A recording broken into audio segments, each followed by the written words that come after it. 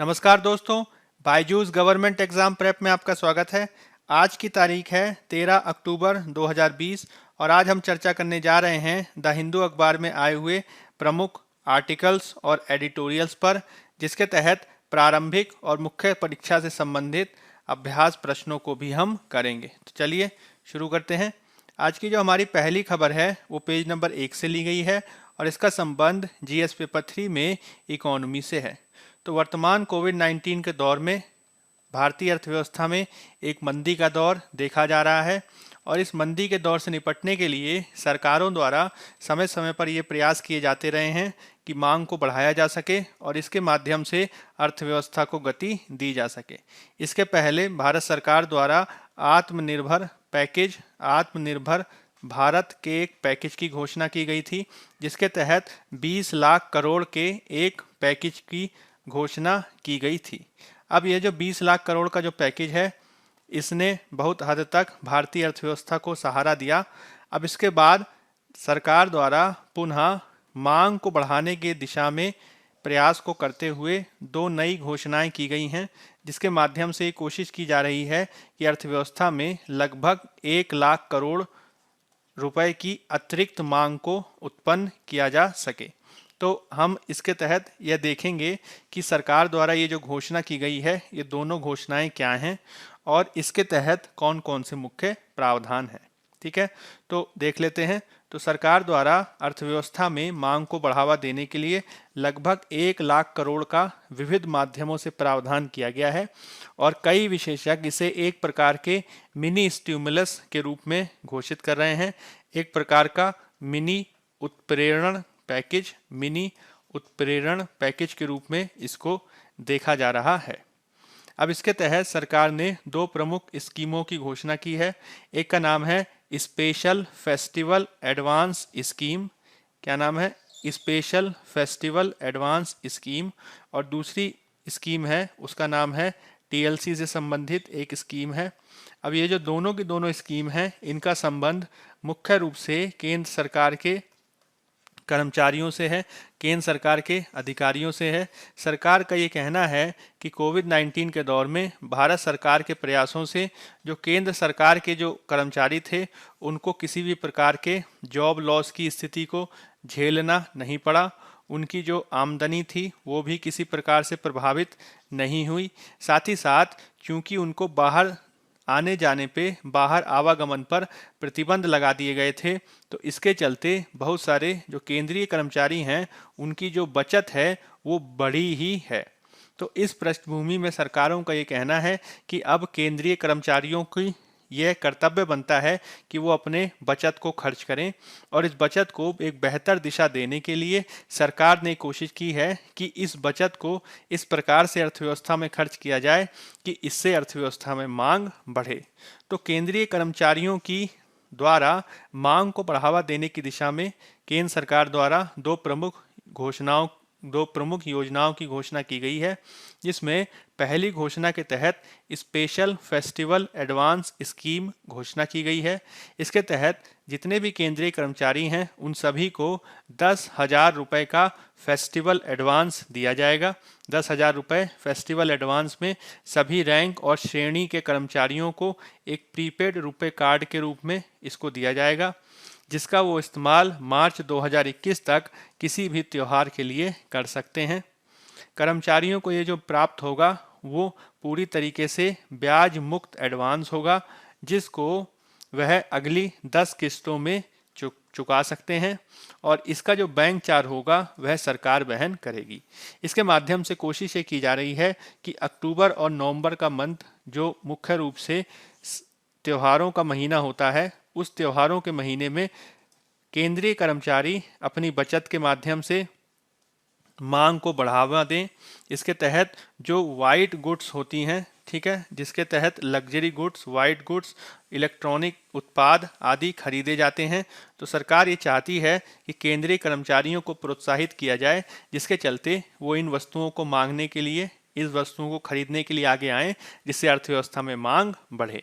तो उनको 10,000 रुपये का जो बोनस दिए जाने की जो घोषणा की गई है, वो इसी का भाग है। ठीक है, दूसरा जो स्कीम है उसका नाम है LTC cash voucher scheme, LTC cash voucher scheme. तो इसके तहत होता क्या है, तो इसके तहत केंद्र सरकार के जितने भी कर्मचारी होते हैं उनको ट्रैवलिंग के लिए, उनको यात्रा के लिए यात्रा भत्ता प्रदान किया जाता है। और यह जो यात्रा भत्ता होता है वो कोविड-19 के दौर में चूंकि इसका इस्तेमाल नहीं किया जा सका, इसलिए सरकार ये चाह रही है कि ये जो यात्रा भत्ता है इसका प्रयोग किया जा सके मुख्य रूप से अर्थव्यवस्था में मांग को बढ़ावा देने के लिए।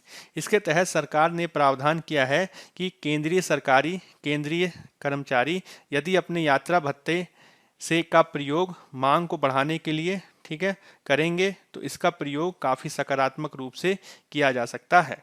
अब इसके तहत वो अपनी जो छुट्टियां थीं, जो उनकी लीव थी, उसको भी एनकैश करा सकते हैं, उसके बदले में भी वो पैसा ले सकते हैं, जिसके अंतर्गत यह आशा की जा रही है कि वो इसका उपयोग करेंगे अर्थव्यवस्था में मांग को बढ़ाने के लिए। तो एलटीसी कैश वाउचर के तहत सरकारी कर्मचारी यात्रा के लिए पैसा ले सकते हैं, ठीक है, रीइंबर्समेंट की बजाय कैश क्लेम कर सकते हैं, ठीक है। इसका मतलब ये हुआ कि उन्हें एक जगह से दूसरी जगह जाने पर जो पैसा मिलना चाहिए था वो एक जगह से दूसरी जगह ना जाएं, इसके बजाय वो कैश क्लेम कर सकते हैं। और इसका इस्तेमाल वो 31 मार्च 2021 से पहले सामानों की खरीद के लिए कर सकते हैं। और ये जो सामानों की खरीद है वो अपनी यात्रा टिकट का 3 गुना के बराबर खर्च कर सकते हैं। और इसके तहत वो ऐसा कोई सामान खरीद सकते हैं जिस पर जीएसटी रेट कम से कम 12% हो। इसको रखे जाने का उद्देश्य यह है कि जो उनको एलटीसी के तहत रीइंबर्समेंट किया जाना था उससे वो ऐसे उत्पाद खरीदें जिसके माध्यम से अर्थव्यवस्था को बढ़ावा मिले। वो उसका इस्तेमाल खाद्यान्न वगैरह की खरीद में ना करें, ठीक है, उसका इस्तेमाल वो इलेक्ट्रॉनिक आइटम के में खरीदने में या फिर किसी तरीके का दुपहिया वाहन, 4 पहिया वाहन खरीदने में करें ताकि अर्थव्यवस्था में इसको बढ़ावा मिले। अब इसके तहत कर्मचारी लीव इनकैशमेंट का भी लाभ उठा सकते हैं। हालांकि ये जो लीव इनकैशमेंट होगा उस पर पहले की तरह टैक्स देना पड़ेगा, लेकिन यह जो पूरा प्रावधान है इसके माध्यम से सरकार ये अनुमान लगा रही है कि एलटीसी और त्योहारों के लिए जो उसने एडवांस की व्यवस्था की है उससे 36,000 करोड़ रुपए की अतिरिक्त उपभोक्ता मांग पैदा होगी। इसके अलावा राज्यों को अतिरिक्त पूंजी कर से, ठीक है, राज्यों को भी इसके लिए प्रोत्साहित किया गया है जिसके माध्यम से 37,000 करोड़ रुपए की उपभोक्ता मांग पैदा हो सकती है। इस तरीके से कुल मिला के 73,000 करोड़ की उपभोक्ता मांग को पैदा किए जाने का लक्ष्य रखा गया है। और यह जो राशि है वो 31 मार्च 2021 से पहले खर्च की जाएगी। अब राज्य सरकारों के साथ ही प्राइवेट सेक्टर, निजी क्षेत्र से भी कहा गया है कि वो भी अपने कर्मचारियों को इस तरीके का एलटीसी बोनस दे सकते हैं। और अगर निजी क्षेत्र भी इस तरीके की घोषणा करता है तो उससे कुल मिलाकर 28,000 करोड़ रुपए की मांग पैदा हो सकती है। तो कुल मिलाकर 1 लाख करोड़ रुपए की मांग इन तीनों सेक्टर्स को मिला के पैदा हो सकती है, जिसमें 36,000 केंद्र सरकार के, 37,000 राज्य सरकार के और 28,000, ठीक है, निजी क्षेत्र के। तो इस तरीके से अतिरिक्त मांग लगभग 1 लाख करोड़ की जनरेट करने का इसमें लक्ष्य रखा गया है। इसके अलावा मांग को बढ़ावा देने के लिए राज्यों को 12,000 करोड़ रुपए का एक ब्याज मुक्त ऋण का प्रावधान भी किया गया है, जिसको आने वाले 50 साल में आप राज्य लौटा सकते हैं। इसको मुख्यतः इसलिए दिया गया है कि राज्य उसका प्रयोग करें पूंजीगत आवश्यकताओं पे खर्च के लिए। अगर इसको पूंजीगत आवश्यकताएं जैसे कि बिल्डिंग वगैरह बनाने के लिए, ठीक है, सिंचाई परियोजना में व्यय के लिए, अवसंरचनागत विकास के लिए, तो इससे न केवल मांग पैदा होगी बल्कि जीडीपी को भी बढ़ावा मिलेगा, साथ ही साथ राज्यों में अवसंरचनागत विकास भी होगा। तो इससे ये अनुमान किया जा रहा है कि जो पूर्वोत्तर के राज्यों में इसके माध्यम से 1600 करोड़ रुपए दिए जाने वाले हैं, उत्तराखंड और हिमाचल में 900 करोड़ रुपए दिए जाने वाले हैं और अन्य राज्यों में इसके तहत 7,500 करोड़ रुपए का प्रावधान किया गया है। अब इसके तहत ये शर्त रखी गई है कि इसका आधा हिस्सा पहली किस्त के रूप में मिलेगा और पहली किस्त खर्च होने के बाद दूसरी किस्त मिलेगी। अब इसमें राज्य चाहें तो किसी नए प्रोजेक्ट या पुराने प्रोजेक्ट पर इसे खर्च कर सकते हैं और इसे 31 मार्च 2021 तक खर्च करने की बाध्यता है। साथ ही साथ यदि कुछ राशि इस्तेमाल नहीं हो पाती है तो उसे फिर से रीएलोकेट किया जा सकता है। मूल रूप से उद्देश्य यह है कि पूंजीगत व्यय किया जाए जिससे मांग भी बढ़े और अवसंरचनागत विकास भी हो। ठीक है, जिसे मुख्य रूप से सड़क के विकास में, इसे रक्षा अवसंरचना के विकास में, जल आपूर्ति के विकास में, शहरी विकास आदि में खर्च किया जा सकता है। ठीक है, अब खुद केंद्र सरकार ने भी अपने पूंजीगत व्यय को 25,000 करोड़ रुपए तक बढ़ाने का लक्ष्य रखा है, जिसके तहत पूर्व निर्धारित 4.13 लाख करोड़ रुपए के लक्ष्य में वृद्धि की गई है।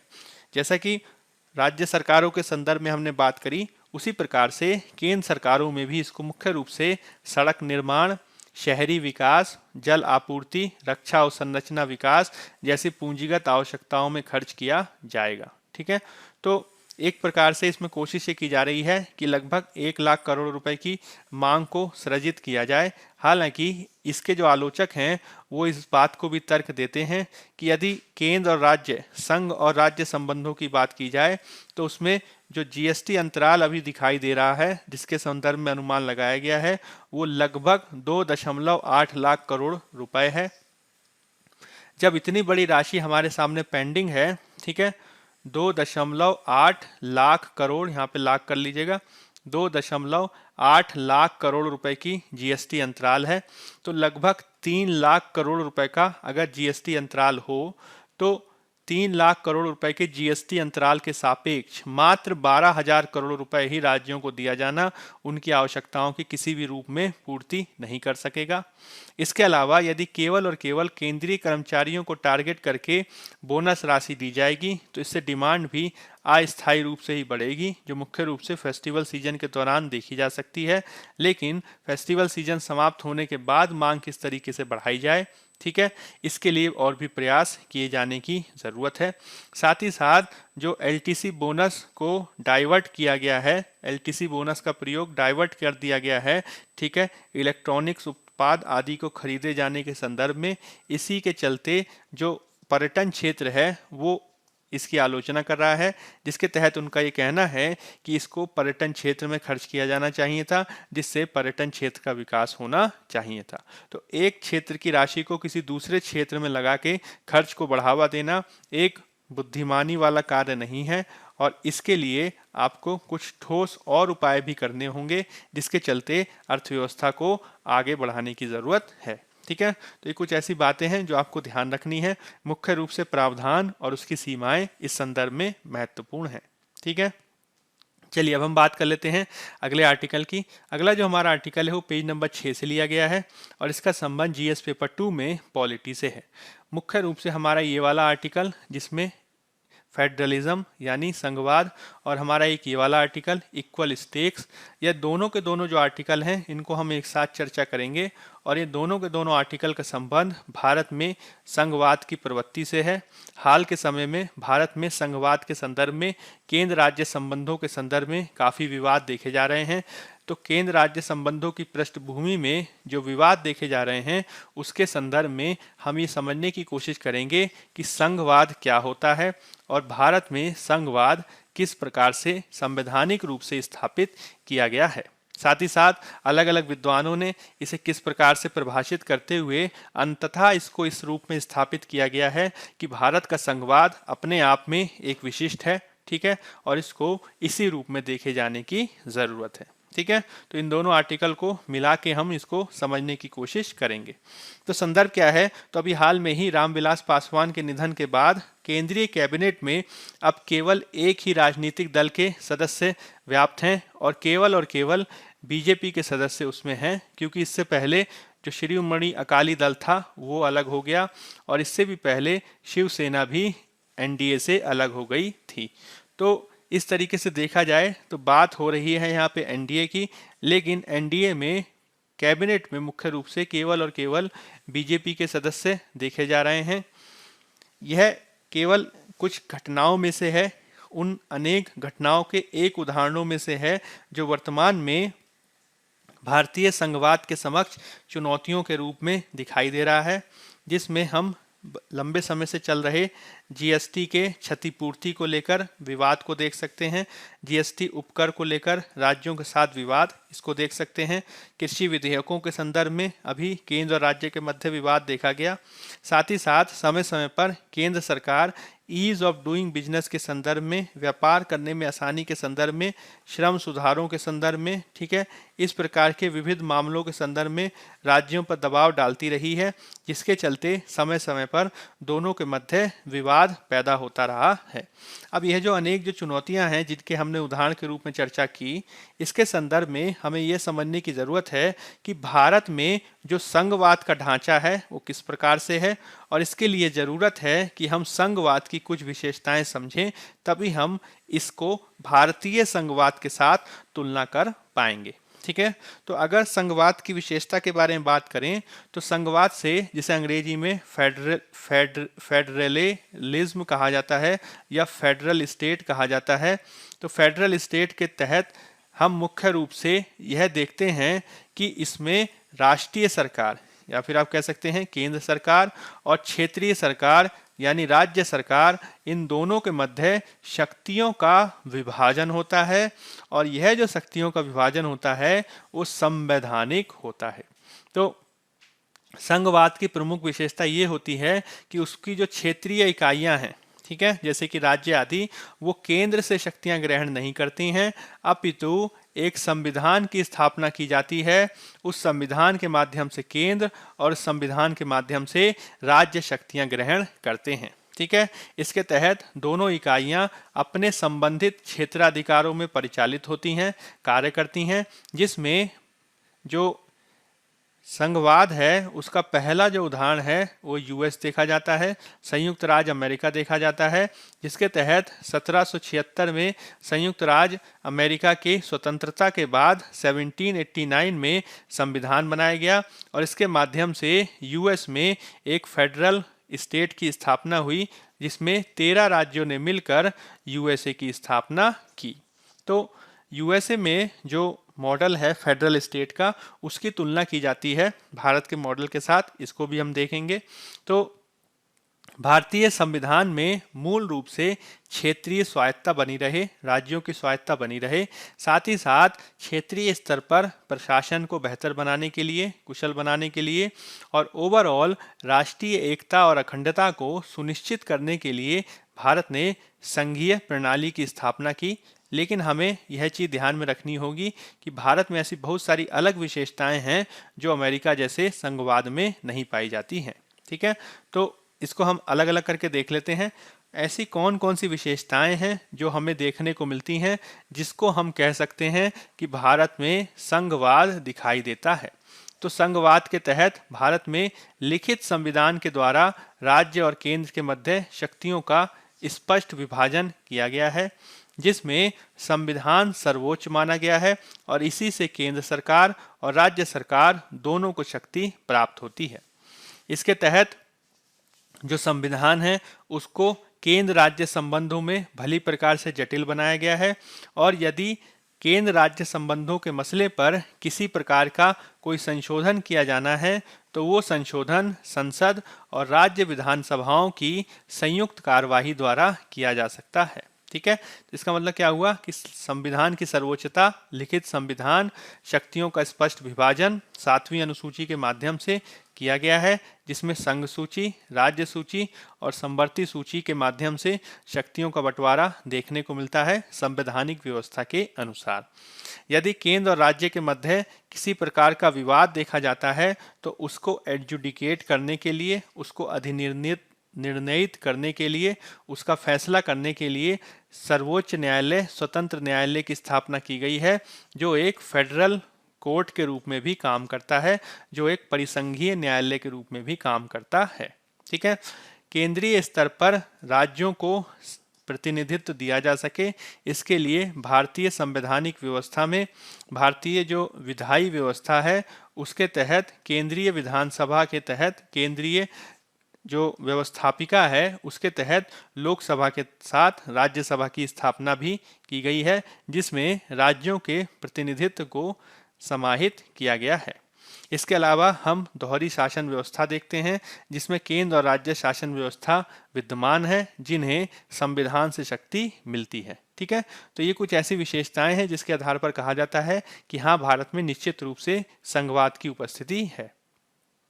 लेकिन इसके बावजूद बहुत सारी ऐसी भी विशेषताएं हैं जो भारत के संघवाद को एकात्मक बनाती हैं। ठीक है, यूनिटरी बनाती हैं। यूनिटरी का मतलब क्या हुआ कि केंद्र जो है ज़्यादा शक्तिशाली दिखता है राज्यों की तुलना में। ठीक है, तो कौन कौन से उदाहरण हैं ये? तो सबसे ज़्यादा महत्वपूर्ण बात है कि भारत में संघीय व्यवस्था को अपनाया, भारत ने परिसंघात्मक व्यवस्था को अपनाया, लेकिन जब बात आती है फेडरल शब्द की, तो उसी फेडरल शब्द को कहीं भी संविधान में प्रयोग नहीं किया गया है, जो इस बात को स्थापित करता है कि भारत में जो फेडरल है वो अपने वास्तविक रूप में स्थापित नहीं है। ठीक है, यही कारण है कि बहुत सारे राजनीतिक विशेषज्ञ इसे संघवाद के अद्वितीय उदाहरण के रूप में वर्णित करते हैं। ठीक है, अब यहाँ पे ये प्रश्न उठता है कि यदि भारत संघवाद का एक अद्वितीय उदाहरण है, तो इसके संदर्भ में किन किन उदाहरणों को दिया जाना चाहिए। ठीक है, तो इसमें कुछ कारक देख लेते हैं। तो भारत में राज्यों की तुलना में केंद्र को ज़्यादा शक्तियाँ प्राप्त हैं। अमेरिकी मॉडल के अनुसार संघ को संवैधानिक इकाइयों के मध्य किसी संधि या व्यवस्था के माध्यम से गठित किया जाना, हालांकि भारतीय संघ राज्यों के मध्य किसी समझौते का परिणाम नहीं है। तो जैसे कि हमने बात किया था 1776 में जब अमेरिकी स्टेट की स्थापना हुई, तो उसमें 13 राज्यों ने एक संधि प्रस्ताव के माध्यम से यूनाइटेड स्टेट ऑफ अमेरिका की स्थापना की। ठीक है, लेकिन भारत में जो संघ स्थापित हुआ है, भारत में अनुच्छेद 1 के अनुसार जो राज्यों का संघ स्थापित किया गया है वो किसी भी प्रकार से किसी संधि की व्यवस्था का परिणाम नहीं है। यही कारण है कि इसको अमेरिकी मॉडल के समान नहीं माना जाता है, क्योंकि इसमें किसी संधि के माध्यम से राज्यों ने संघ को स्थापित नहीं किया था, बल्कि संघ द्वारा राज्यों की स्थापना की गई है। यही कारण है कि राज्यों को सैद्धांतिक आधार पर संघ से अलग होने का अधिकार नहीं है, जैसा कि संघवादी व्यवस्थाओं में देखा जाता है सैद्धांतिक आधार पर।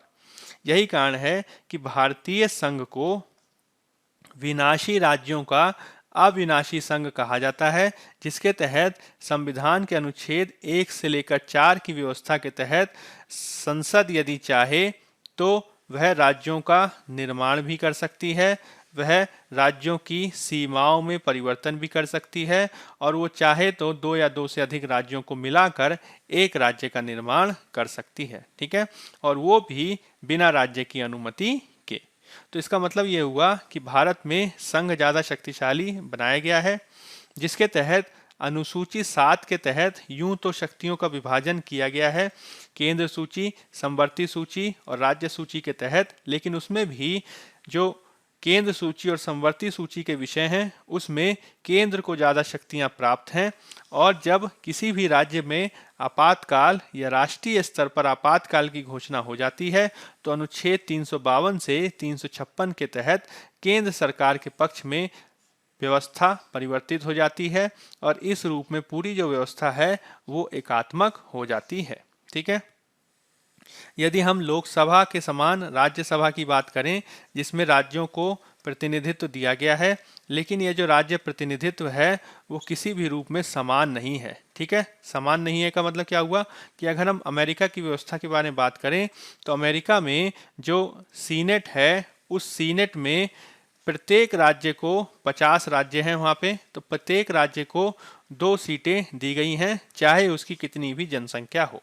लेकिन भारत में राज्यसभा में जो सीटों का वितरण है वो जनसंख्या के आधार पर है, जिसके चलते खुद राज्यों में जो है सीटों के मामले में विषमता देखी जाती है। जो राज्यों की जो यूनिटी होती है, जो राज्यों की जो एकता होती है, उसको नकारात्मक रूप से प्रभावित करता है।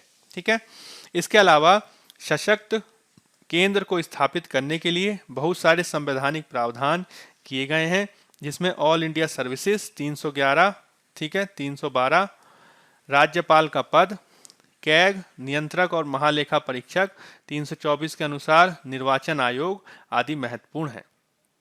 बहुत हद तक ये जो व्यवस्था है वो कनाडा की संघीय प्रणाली के समान है, जिसमें केंद्र को ज़्यादा शक्तिशाली बनाया गया है। इसके अलावा संघीय व्यवस्था की बहुत सारी विशेषताएं वो भारत में नहीं देखी जाती, जो अमेरिका आदि देशों में देखने को मिलती हैं, जैसे कि डुअल कॉन्स्टिट्यूशन, दोहरा संविधान, जिसमें केंद्र का संविधान अलग होता है, राज्यों का संविधान अलग होता है। भारत में ऐसी व्यवस्था नहीं है। इसी प्रकार से दोहरी नागरिकता, ऐसा कोई प्रावधान भारत में नहीं है। ठीक है। अब ये जो विशेषताएं हैं, इसको देखकर कई लोग ये कह सकते हैं कि भारत की जो व्यवस्था है वो एकात्मक ज़्यादा है और भारत में कभी भी जो चाहे तो संघात्मक व्यवस्था को एकात्मक व्यवस्था में बदला जा सकता है। ठीक है, लेकिन ऐसा बिल्कुल नहीं है। एसआर मुंबई का जो 1994 का केस है वो स्पष्ट रूप से स्थापित करता है कि जो फेडरलिज्म है, जो संघवाद है, वो भारतीय संविधान का आधारभूत ढांचे में समाहित है। इसका मतलब ये हुआ कि संविधान में संशोधन किया जा सकता है, लेकिन जो संविधान का, जो भारतीय व्यवस्था का जो संघात्मक व्यवस्था है, जो फेडरल स्ट्रक्चर है, उसको आप हटा नहीं सकते हैं। ठीक है, इस तरीके से आप कह सकते हैं कि जो भारतीय परिसंघ की जो प्रकृति है वो काफ़ी विशिष्ट है, जिसमें केंद्रीयकरण की प्रवृत्ति वाला परिसंघ हम देखते हैं, जिसे भारत की विशिष्ट आवश्यकताओं के अनुरूप बनाया गया है। इसके तहत हमें याद रखना होगा कि 1947 में भारत को एक ओर तो विभाजन देखना पड़ा था, वहीं दूसरी ओर 1947 के बाद से ही हमने भाषा संबंधी बहुत सारे आंदोलन आदि भी देखे थे। तो इसके चलते भारत के जो राष्ट्र निर्माता थे उनके समक्ष ये बहुत बड़ी चुनौती थी कि विभाजन की पृष्ठभूमि में देश को एकीकृत करके कैसा रखा जा सके। यही कारण है कि हमने एक ऐसे संविधान के ढांचे को अपनाया जिसमें प्रशासनिक सुविधा के हिसाब से, ठीक है, एडमिनिस्ट्रेटिव सुविधा के हिसाब से तो हमने केंद्र सरकार के साथ राज्य सरकार की स्थापना की। हमने गांव तक विकास को ले जाने के लिए, ठीक है, हमने विकास के समावेशीकरण के लिए राज्यों की स्थापना की, लेकिन उन राज्यों में अलगाववादी प्रवृत्ति का विकास ना हो, इसके लिए हमने केंद्र को अधिक शक्ति दी। ठीक है, लेकिन जैसे जैसे भारतीय लोकतंत्र मैच्योर हो रहा है, जैसे जैसे भारतीय लोकतंत्र परिपक्व हो रहा है, जैसे जैसे हम आर्थिक सुधारों की गति को अपना रहे हैं, तो 1991 और उसके बाद भारतीय जो व्यवस्था है, राजनीतिक स्थिति है, उसमें हम शक्ति का ज़्यादा हस्तांतरण देख रहे हैं और साथ ही साथ हम विकेंद्रीकरण की दिशा में भी आगे बढ़ रहे हैं, जिसका सबसे महत्वपूर्ण उदाहरण 73वां और 74वां संविधान संशोधन है, जिसके माध्यम से ग्रामीण स्तर पर और शहरी स्तर पर पंचायती राज व्यवस्था की स्थापना की गई। ठीक है, तो संविधान की व्यवस्था, संघात्मक व्यवस्था के तहत ये कुछ विशेषताएं हैं जो आपको पता होनी चाहिए। ठीक है, चलिए अब हम बात कर लेते हैं अगले एडिटोरियल की, जो पेज नंबर 6 से संबंधित है और इसका संबंध जीएस पेपर 3 में साइंस एंड टेक्नोलॉजी, विज्ञान और प्रौद्योगिकी से है। ठीक है, इसका संदर्भ क्या है, तो ये संबंधित है नोबेल पुरस्कार से, जिसमें 7 अक्टूबर 2020 को फ्रांस की इमैनुअल चारपेंटियर और अमेरिका की जेनिफर ए डॉडना को रसायन विज्ञान में 2020 का नोबेल प्राइज प्रदान किया गया। हालांकि इसके संदर्भ में पहले भी बहुत सारी खोजें हुई हैं, जिसको महत्व नहीं दिए जाने पर विवाद खड़ा हो गया है। तो हर साल जो है नोबेल प्राइज को लेकर इस तरीके के विवाद होते रहे हैं, जिसमें जिन वैज्ञानिकों के योगदान को सम्मान दिया जाता है वो तो ठीक होता है, लेकिन जिस खोज को की जाती है, जैसे कि इन दोनों के द्वारा जो क्रिस्पर कास9 की टेक्नोलॉजी खोजी गई थी, ठीक है, जो जीन एडिटिंग की टेक्नोलॉजी को खोजा गया था, उस पर पहले भी बहुत सारे ऐसे वैज्ञानिकों ने काम किया था जिनको ध्यान में रखा जाना चाहिए था, जिसमें से कुछ को नोबेल प्राइज मिलना चाहिए था, लेकिन उनको नहीं मिला। इसको लेकर जो है विवाद देखा गया है। ठीक है, तो जो क्रिस्पर कास9 की तकनीक है उसको 1987 में 1987 में जापानी रिसर्च ग्रुप के द्वारा खोजा गया था। ठीक है, उस पर भी काम किया गया था। आगे चलकर फ्रांसिस्को मोजिका, रोडोल्फ बरंगो, लुसियानो माराफनी, एरिक सोन्थिमर द्वारा क्रिस्पर की खोज के संदर्भ में काफ़ी प्रयास किए गए थे। इसके अलावा एक व्यक्ति हैं, एक विद्वान हैं जिनका नाम है वर्जीनियस सिकनिस, उनके द्वारा क्रिस्पर को जीन एडिटिंग टूल के रूप में प्रयोग किया गया था और वर्जीनियस सिकनिस को इमैनुअल चारपेंटियर और जेनिफर डोडना के साथ मिलकर 2018 का Kavli prize for nano science भी दिया गया था। लेकिन जब नोबेल की बात आई तो वर्जीनियस सिकनिस को नोबेल प्राइज नहीं दिया गया और उनके योगदान को याद नहीं रखा गया। ठीक है। इसके अलावा अमेरिकी यूनिवर्सिटीज़ के फेन जांग और जॉर्ज चर्च द्वारा भी इस संदर्भ में कार्य किया गया है, हालांकि उनके भी योगदान को याद नहीं रखा गया, जिसके चलते इसकी आलोचना हो रही है। ठीक है। लेकिन इस साल के जो केमिस्ट्री के प्राइजेस हैं, इस साल के जो रसायन विज्ञान के जो प्राइज हैं, वो इस रूप में महत्वपूर्ण है कि पहली बार ऑल फीमेल ग्रुप को, ठीक है, पूर्ण रूप से दोनों महिलाओं को इस तरीके का पुरस्कार दिया गया है, जो काफ़ी महत्वपूर्ण है। यह दोनों महिलाओं को सम्मान देने से विज्ञान में महिलाओं के योगदान के सम्मान को दर्शाता है, जिसके तहत एक और महिला वैज्ञानिक हैं जिनका नाम है डाना कैरोल या दाना कैरोल। इनके योगदान को भी याद रखना चाहिए, जिनके द्वारा जीन एडिटिंग के क्षेत्र में महत्वपूर्ण कार्य किया गया था। ठीक है।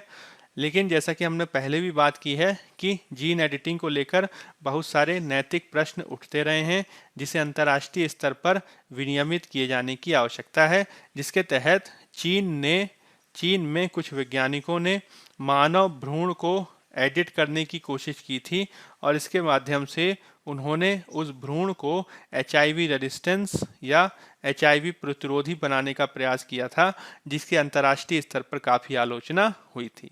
ठीक है। अगर हम भारत के संदर्भ में देखें तो भारत के संदर्भ में इसको विनियमित किए जाने के संदर्भ में 1989 में एक रूल्स बनाए गए थे, नियम बनाए गए थे, जिसमें rules for the manufacture, use, import, export and storage of hazards micro organisms, genetically engineered organism, इनके बारे में बात की गई थी। इसके तहत पर्यावरण सुरक्षा अधिनियम 1986 के तहत ऐसे नियम बनाए गए थे।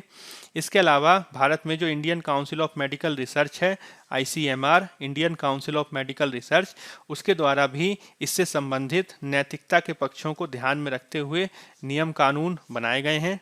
इसके अलावा हाल ही में इससे संबंधित एक बिल भी लाया गया था, जिसका नाम है biomedical and health research regulation bill. लेकिन ये सारे के सारे जो रूल्स और नैतिक व्यवस्थाएं हैं, उसमें स्पष्ट रूप से जीन एडिटिंग का नाम शामिल नहीं है। जीन एडिटिंग जो है स्पष्ट रूप से उल्लिखित नहीं है। यह जो है सबसे बड़ी कमी है, यह जो है सबसे बड़ी सीमा है, जिसे दूर किए जाने की ज़रूरत है।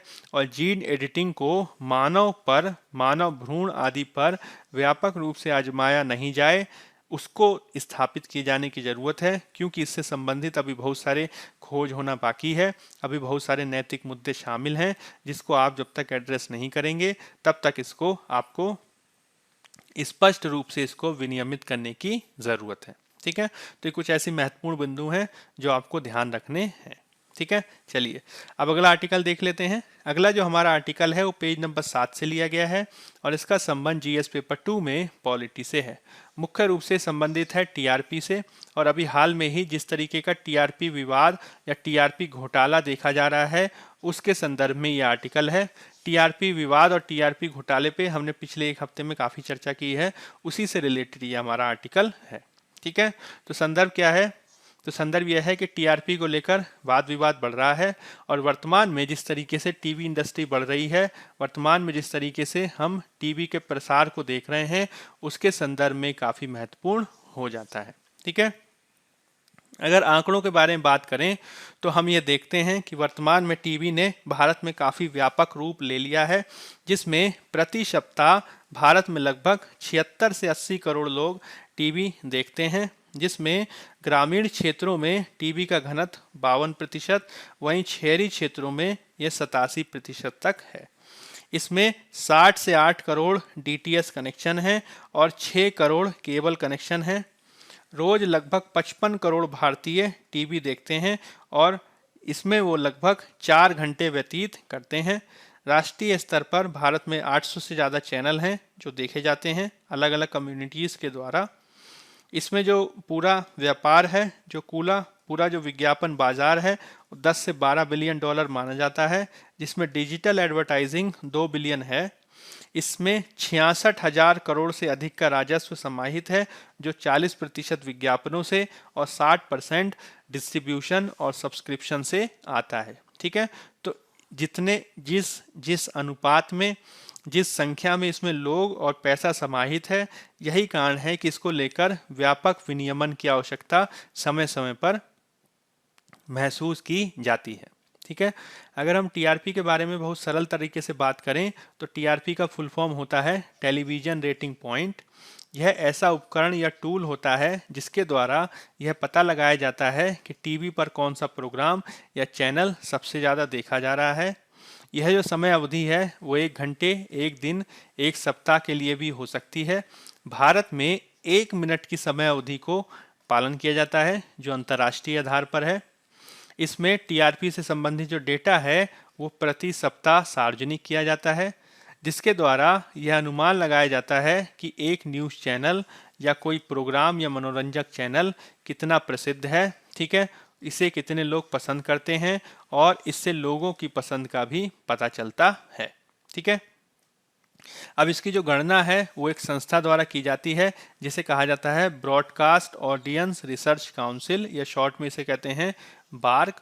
इसके माध्यम से पूरे देश में 44,000 घरों में बारोमीटर की स्थापना की गई है, जिसमें टेलीविज़न पर किसी कार्यक्रम या चैनल को देखते समय घर का प्रत्येक सदस्य अपनी दर्शक आईडी के माध्यम से उपस्थिति दर्ज कराता है।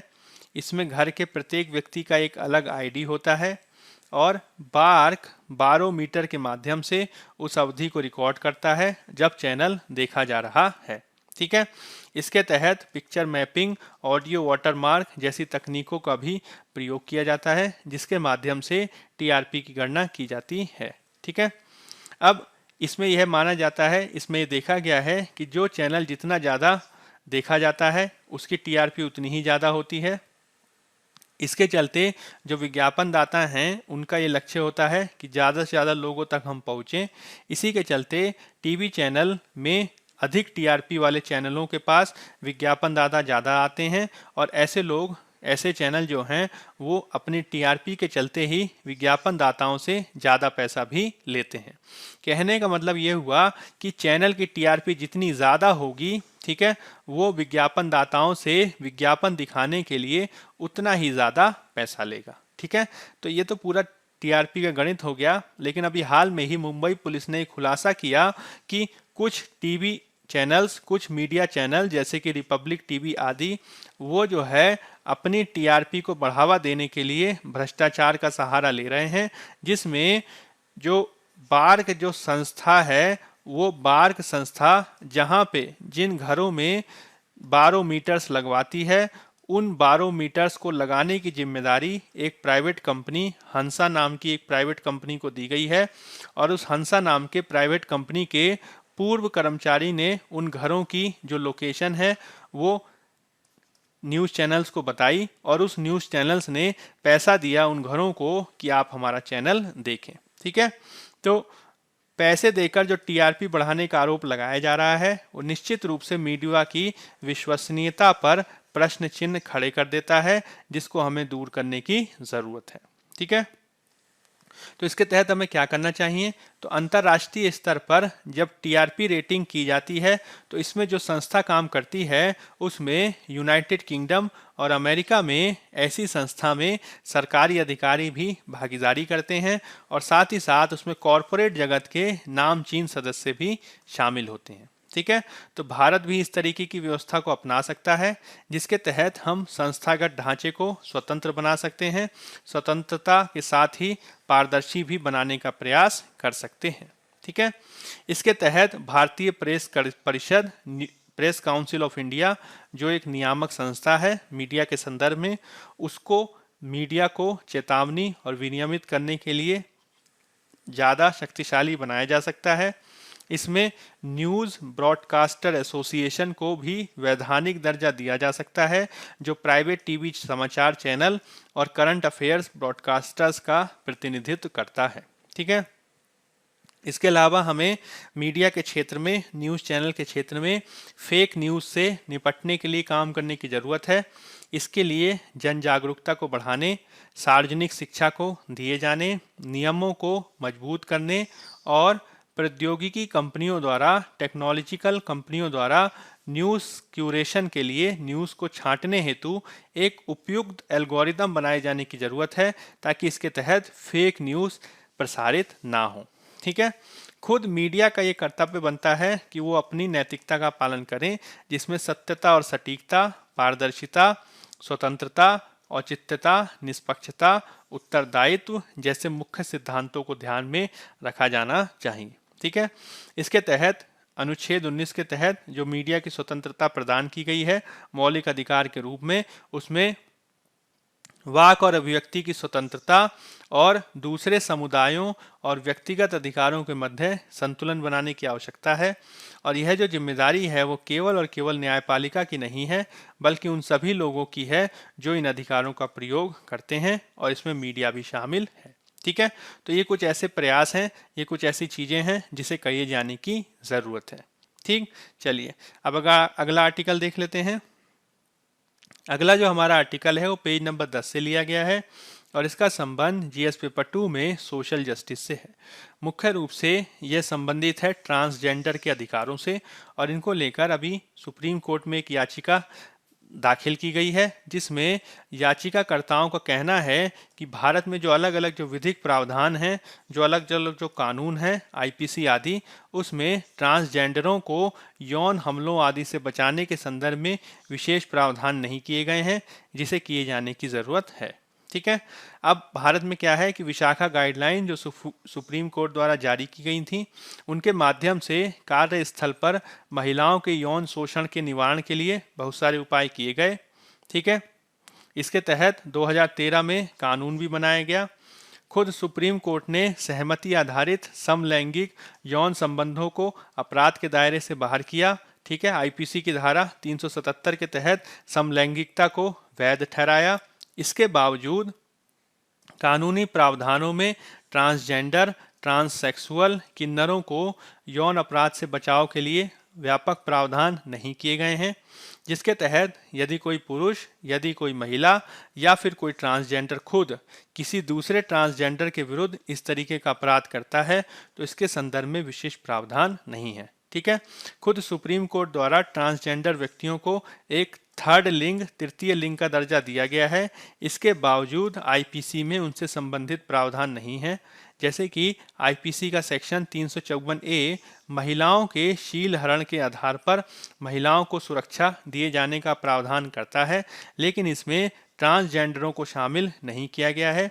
यही कारण है कि याचिकाकर्ता द्वारा यह अपील की गई है कि कानूनों में इसके लिए सुधार किया जाना चाहिए, ताकि ट्रांसजेंडरों को उनका अधिकार प्राप्त हो सके। ठीक है। तो ये कुछ ऐसी महत्वपूर्ण बातें हैं जो आप सामाजिक न्याय के सेक्शन के तहत याद रख सकते हैं। ठीक है। चलिए अब हम कुछ प्रीलिम्स प्रैक्टिस क्वेश्चन देख लेते हैं। तो शेरगढ़ी महल पैलेस के संदर्भ में निम्नलिखित कथनों में से सत्य कथनों की पहचान करें। यह मध्य प्रदेश में अवस्थित है। इसका निर्माण 1772 में शाह आलम द्वारा किया गया था। केवल एक, केवल दो, एक और दो दोनों की उपरोक्त में से कोई नहीं। तो शेरगढ़ी पैलेस और महल के संदर्भ में ये दोनों के दोनों जो कथन हैं गलत हैं, और उत्तर होगा हमारा डी, उपरोक्त में से कोई नहीं। ठीक है। तो आज पेज नंबर 4 पर इससे रिलेटेड खबर आई है, जिसमें जम्मू और कश्मीर में उपस्थित शेरगढ़ी कॉम्प्लेक्स जो श्रीनगर में है और मुबारक मंडी जो जम्मू में है, उसमें गवर्नमेंट ऑफिसेस बनाए जाने का विरोध कई सारे बुद्धिजीवियों द्वारा किया जा रहा है, और इसके संदर्भ में उन्होंने एलजी से, लेफ्टिनेंट गवर्नर से अपील की है कि वो हस्तक्षेप करें। ठीक है। तो जो शेरगढ़ी महल है, कॉम्प्लेक्स है, वो श्रीनगर जम्मू कश्मीर के में स्थित एक महल है जो झेलम नदी के किनारे अवस्थित है। यह जो महल है शेरगढ़ी किला, ठीक है, शेरगढ़ी जो शेर के किले के नाम में से जाना जाता है, वो विभिन्न अफगान शासकों और डोगरा महाराजाओं का रेजिडेंस रहा है, निवास स्थल रहा है, और इसका निर्माण 1772 में प्रारंभ किया गया था एक अफगान गवर्नर आमिर खां जवां शेर के द्वारा। ठीक है। जवां शेर उनकी एक उपाधि थी और उनका नाम था आमिर खां। ठीक। चलिए अगला क्वेश्चन देख लेते हैं। केबल टीवी नेटवर्क नियम 1994 के संदर्भ में निम्नलिखित में से कौन से प्रोग्राम या कार्यक्रम केबल सर्विस के तहत प्रसारित नहीं किए जा सकते हैं। ऐसे कार्यक्रम जो अच्छी अभिरुचि अथवा शालीनता के विरुद्ध हों, मित्र विदेशी राज्य की आलोचना को शामिल करने वाले कार्यक्रम, बालकों को कलंकित करने वाले कार्यक्रम, न्यायपालिका व राष्ट्रपति की सत्यनिष्ठा को कलंकित करने वाले कार्यक्रम। केवल 1, 2 और 3, केवल 2, 3 और 4, 1, 3 और 4, 1, 2, 3 और 4। तो चारों के चारों जो कार्यक्रम हैं उनके प्रसारण को रोका गया है केबल टीवी नेटवर्क नियम 1994 के माध्यम से। तो उत्तर हो जाएगा हमारा डी। ठीक है, तो वर्तमान में जो न्यूज़ चैनल्स पे, टीवी चैनल्स पे जो मीडिया और इंडस्ट्री के खिलाफ जो नकारात्मक बातें फैलाई जा रही हैं, इसी को लेकर 34 प्रोड्यूसरों की जो एक पूरा नेतृत्व है, समूह है, वो हाई कोर्ट गया है ताकि न्यूज़ चैनल को इस तरीके से न्यूज़ चैनल्स द्वारा मीडिया द्वारा बॉलीवुड को बदनाम ना किया जा सके।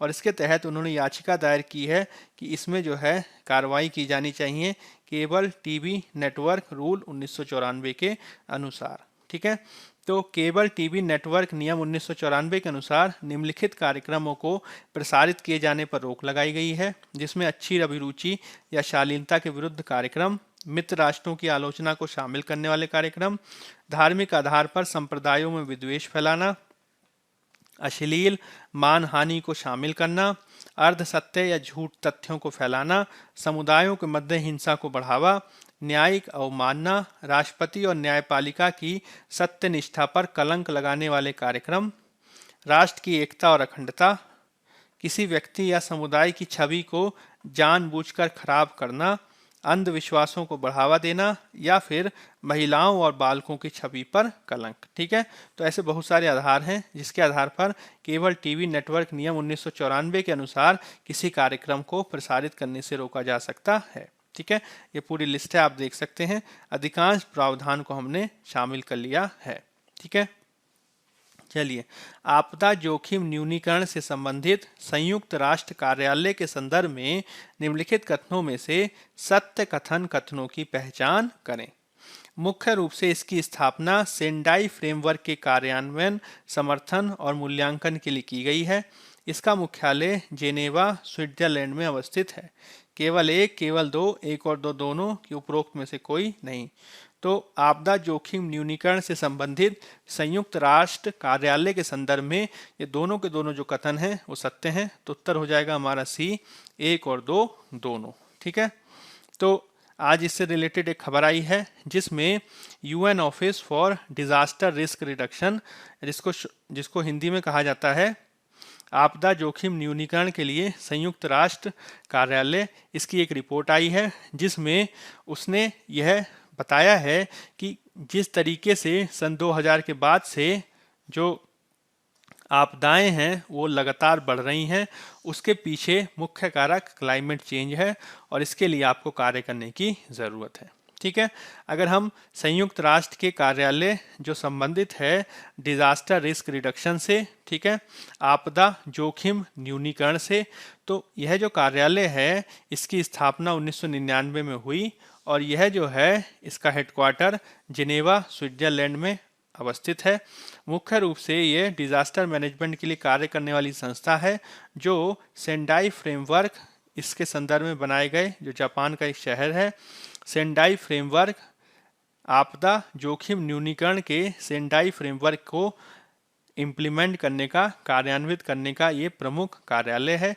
इसको पहले, ठीक है, इसको पहले संयुक्त राष्ट्र के अंतर्राष्ट्रीय रणनीति, ठीक है, आपदा न्यूनीकरण की अंतर्राष्ट्रीय रणनीति, UN international strategy for disaster risk reduction के रूप में जाना जाता था।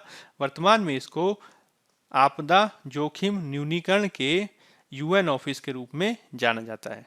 ठीक है, इसके तहत मुख्य रूप से 1990 से 1999 के दशक में प्राप्त अनुभव का भी उपयोग किया जाता है। क्योंकि 1990 से 1999 के दशक को प्राकृतिक आपदा न्यूनीकरण से संबंधित अंतर्राष्ट्रीय दशक घोषित किया गया था। ठीक है, चलिए अगला क्वेश्चन देख लेते हैं। ताजिकिस्तान निम्नलिखित में से किन देशों के साथ सीमा साझा करता है? Kazakhstan, Afghanistan, Uzbekistan, Turkmenistan, Kyrgyzstan, चीन। केवल 1, 2, 3, 4 और 6, केवल 3, 4, 5 और 6, केवल 2, 3, 5 और 6, केवल 1, 2, 3, 4 और 5। तो देख लेते हैं। तो देखिए तजाकिस्तान जो है उसकी सीमा चीन से मिलती है, तो 6 तो पक्का है, यानी 6 ए, बी और सी में से होगा। उसकी सीमा अफगानिस्तान से निश्चित रूप से मिलती है, तो 2 भी होगा। ठीक है, 2 भी होगा, यानी ए और सी में से एक होगा। इसके अलावा उसकी जो सीमा है, ठीक है, कजाकिस्तान से हो गई, अफगानिस्तान से हो गई, चीन से हो गई। ठीक है, इसके अलावा उसकी जो सीमा है वो उज्बेकिस्तान से भी मिलती है। ठीक है, तो इसका मतलब हो गया 3 भी इसमें शामिल होगा। ठीक, और उसकी जो सीमा है वो किर्गिस्तान से भी मिलती है। तो इस आधार पे जो उत्तर हो जाएगा वो हमारा हो जाएगा 2, 3, 5 और 6, यानी सी। ठीक है, तो इसको थोड़ा याद रखना पड़ेगा।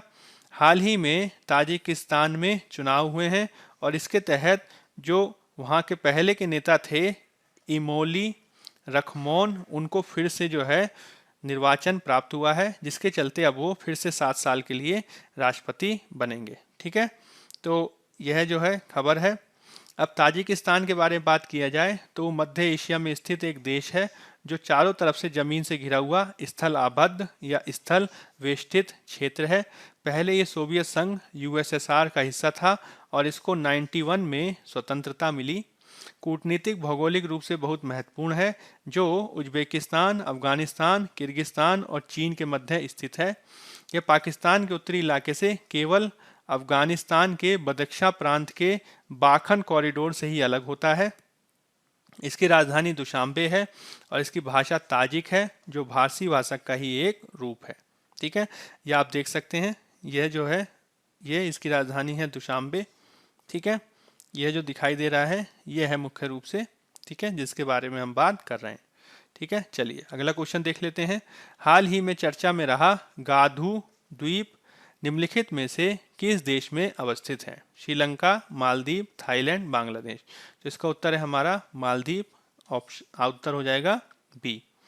तो हाल ही में भारत सरकार के द्वारा मालदीव के लिए 500 मिलियन अमेरिकी डॉलर के एक वित्तीय पैकेज की घोषणा हुई है, जिसमें 400 मिलियन अमेरिकी डॉलर के सहायता से ग्रेटर माले कनेक्टिविटी परियोजना को बनाया जाएगा और 100 मिलियन अमेरिकी डॉलर का अनुदान दिया जाएगा। ठीक है, यह जो नए कनेक्टिविटी उपाय हैं इसके माध्यम से वायु, समुद्र, हवाई संपर्क, सीधी नौका सेवा, दूर संचार कनेक्टिविटी के लिए पनडुब्बी केबल के लिए सहायता शामिल है। इसके अलावा कोविड-19 से लड़ने के लिए भी भारत सहायता कर रहा है। अगर ग्रेटर माले कनेक्टिविटी प्रोजेक्ट के बारे में बात करें तो ये मालदीव का सबसे बड़ी नागरिक बुनियादी ढांचा परियोजना होगी, जो राजधानी माले को विलिंगली, थिला, फूशी और गुल्हीफाऊ द्वीपों से जोड़ेगा। ठीक है, यह जो है माले के लिए एक विकल्प के रूप में कार्य करेगा। क्यों? क्योंकि इससे पहले चीन ने भी एक ब्रिज बनाना है जिसे कहा जाता है सिनेमाले ब्रिज, लेकिन ये जो सिनेमाले ब्रिज है वो केवल 2 द्वीपों से जोड़ता है माले को। भारत का ये जो प्रोजेक्ट है वो 3 महत्वपूर्ण द्वीपों से जोड़ेगा, जिसके चलते यह प्रोजेक्ट मालदीव के लिए ज़्यादा महत्वपूर्ण है। ठीक है, आज पेज नंबर 14 पे खबर आई है जिसमें ग्रेटर माले कनेक्टिविटी प्रोजेक्ट के संदर्भ में 400 मिलियन डॉलर का समझौता हुआ है। इसके अलावा भारत ने मालदीव को 800 मिलियन डॉलर भी लोन के रूप में दिए हैं। ठीक है, और साथ ही साथ 100 मिलियन डॉलर की सहायता भी दी गई है। ठीक है, चलिए, तो इसके तहत अगर हम मालदीव के बारे में बात करें तो मालदीव जो है द्वीपीय देश है, जिसमें उत्तरी मालदीव और मध्य मालदीव को अलग करने वाला जो चैनल है, ठीक है, उत्तरी मालदीव और मध्य मालदीव को दक्षिणी मालदीव से अलग करने वाला जो चैनल है उसे कहा जाता है सुवा दीवा। ठीक है, सुवा दीहा चैनल या हुवाडी कांडू चैनल, जो उत्तरी और मध्य मालदीव को दक्षिणी अटोल से अलग करता है। इसका मतलब यहाँ पे जो है ये वाले क्षेत्र में ये सुवा दीहा चैनल अवस्थित है। ठीक है, चलिए अब एक लास्ट ईयर का क्वेश्चन देख लेते हैं। निम्नलिखित में से किस कारण से भारत में 20वीं शताब्दी के आरंभ में नील की खेती का ह्रास हुआ? नील के उत्पादकों के अत्याचारी आचरण के प्रति काश्तकारों का विरोध, नई खोजों के कारण विश्व बाजार में इसका अलाभकर होना, नील की खेती का राष्ट्रीय नेताओं द्वारा विरोध किया जाना, उत्पादकों के ऊपर सरकार का नियंत्रण। तो नील की खेती जो है वो भारत में काफ़ी लंबे समय तक जारी रही थी और लंबे समय तक इसका विरोध भी हो रहा था। लेकिन 1890 के दशक के बाद जब जर्मनी ने, ठीक है, सिंथेटिक नील, ठीक है, यानी मशीनों के माध्यम से नील का निर्माण प्रारंभ कर दिया, कृत्रिम नील का निर्माण जो है रसायनों के माध्यम से प्रारंभ हो गया, तो उसके बाद से जो प्राकृतिक नील थी वो जो है मार्केट से उसकी डिमांड कम हो गई, जिसके चलते धीरे धीरे नील की खेती अलाभकर होने लगी। इसी के चलते नील की खेती का ह्रास हुआ। ठीक है, तो उत्तर हो जाएगा हमारा बी। अब कुछ मेंस प्रैक्टिस क्वेश्चन देख लेते हैं। संघवाद की अवधारणा को परिभाषित कीजिए। भारतीय संघवाद के संदर्भ में हालिया विवादों की पृष्ठभूमि में व्याख्या कीजिए कि यह तर्क क्यों दिया जाता है कि भारत संघवाद का एक अद्वितीय उदाहरण है। 250 शब्द, 15 अंक। मीडिया के लिए स्वतंत्र अभिव्यक्ति आवश्यक है, हालांकि खुद मीडिया द्वारा भी नैतिकता का पालन किया जाना चाहिए, जिसके लिए अनेक प्रयासों को किए जाने की आवश्यकता है। हालिया टीआरपी विवाद की पृष्ठभूमि में चर्चा करें। 250 शब्द, 15 अंक। तो आज के डिस्कशन के आधार पर ये दोनों क्वेश्चन लिखने का आप प्रयास कर सकते हैं। ठीक है, तो बायजूस गवर्नमेंट एग्जाम प्रेप पर हम प्रयास कर रहे हैं आपको अधिक से अधिक अच्छे वीडियोस देने की, जिसमें संकल्पना और फैक्ट दोनों आपको देने का प्रयास किया जाता है। यदि आपको हमारे प्रोग्राम और हमारे चैनल पसंद आ रहा है तो अधिक से अधिक लाइक, शेयर और सब्सक्राइब करें। ठीक है, तो बायजूस गवर्नमेंट एग्जाम प्रेप के आज के सत्र में फिलहाल इतना ही। तब तक के लिए बने रहिए बायजूस गवर्नमेंट एग्जाम प्रेप पर। धन्यवाद।